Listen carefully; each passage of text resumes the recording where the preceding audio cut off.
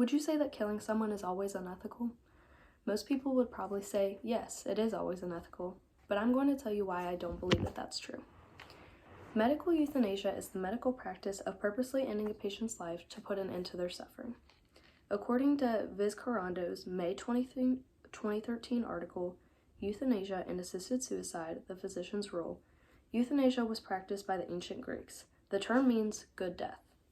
Upon hearing this, it may seem morbid and even unethical, but I believe that it is ethical and should be legalized. Medical euthanasia is an ethical practice that should be legalized because it eliminates suffering. It is something that is only used on terminal patients and is actually a commonly used practice on family pets. I know my view on this topic is not very popular, but let me explain to you why I believe that medical euthanasia should be legal. First off, I believe that medical euthanasia is only meant to eliminate suffering. Suffering is a very slow process. The patients that are in this situation often know that they are dying, and they are just waiting for when they inevitably pass. Oftentimes, the patients are very uncomfortable because they are in debilitating medical conditions.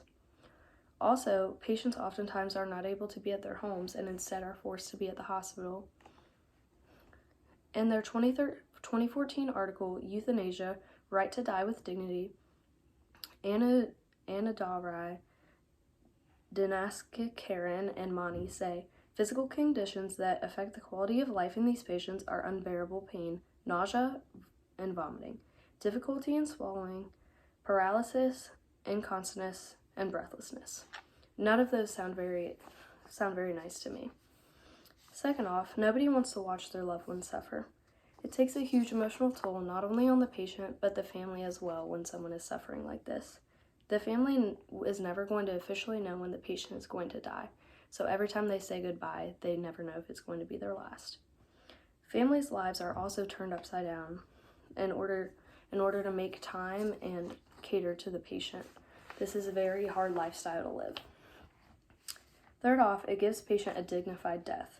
Patients who are in this position are at their weakest state and often do not feel like themselves anymore. It's like they are not living in their own bodies. The patient also can choose when and how they die without having to suffer. Patients can say official goodbyes to their family because they know exactly what day they are going to pass. Oftentimes, a terminal patient looks something like this. To me, that does not look like a very effective quality of life. So while this concept may still seem morbid, part of what makes it ethical is the fact that it is only practiced on terminally ill patients. The patients that this is used on have to fit a very specific criteria. To receive medical euthanasia, you must be of 18 or older. A patient also would have to be diagnosed with a terminal illness within the past 6 months to be considered for this treatment. For a patient to make this decision, they must be autonomous, which means they must be of mental capability to make sound decisions about their own mental and physical health. Also, extensive paperwork must be signed in order for patients to go on with this, and 2 witnesses must be present that are non-biased to the patient. Most terminal patients have already come to terms with the fact that they will not get better. When a person is diagnosed, they are given a prognosis of how long they are expected to live. Oftentimes, it is within months to only a year.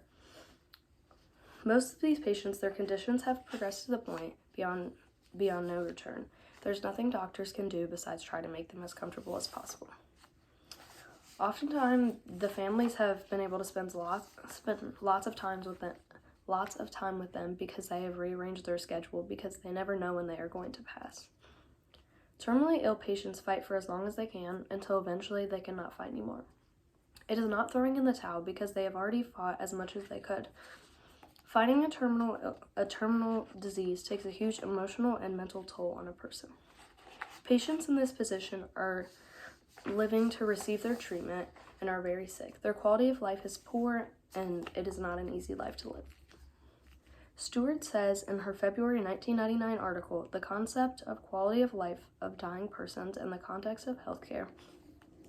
The quality of care provided during the last few months of life can strongly affect how the quality of life of both patients and their loved ones."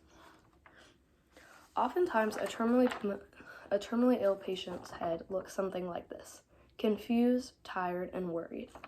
They do not know when they are going to die, but they are ready. They just want to find peace. Something crazy that most people do not know is the fact that the same exact thing is practiced on animals and family pets every day.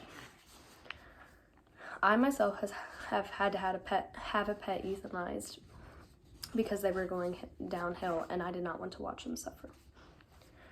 We treat our pets as if they are a true part of our family. We often euthanize pets because we do not want them to have to suffer. Having to watch a pet die is almost as sad as having to watch a human you love die. It is very hard. Pets are a man's best friend, and we are their best friends for their entire life. They are only here for a short portion, but we are their entire life. People put their pets down because they consider it more ethical. Putting a pet down allows them to die a quick death. Euthanization limits pain during death.